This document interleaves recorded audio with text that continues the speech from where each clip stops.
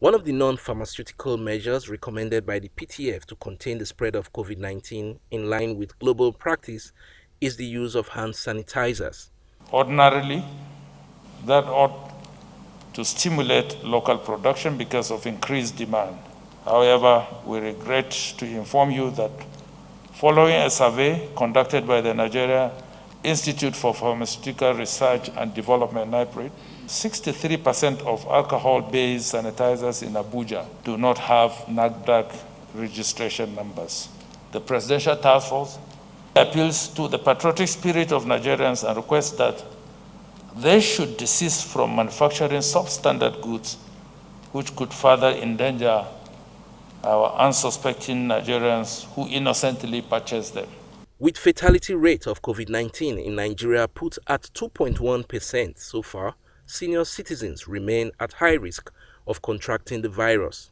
And we also know that younger people have died. Here in Abuja, the youngest person to die from COVID was just 38 years old.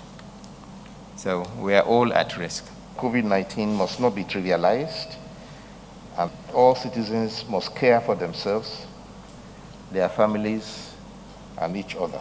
Last week I mentioned that we've been working on a new platform through which people will be able to check their results themselves, actually.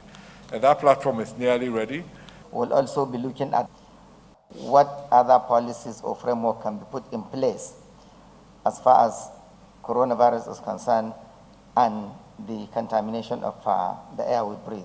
Following the resumption of domestic flights, violation of laid-down protocols by some VIPs has not escaped the notice of the Presidential Task Force. If you are found to be an unruly passenger because you are a big man, VIP, the simplest that we could do, the easiest, simplest thing that we could do is to refer you to the police, and they must, by law, prosecute you regardless, and it will be not less than 2 months. And I'm sure you wouldn't want to be a criminal for one day. State governments are encouraged to recruit more health professionals to boost their response to the pandemic. In Abuja, Mitaire Ikben, NTA News.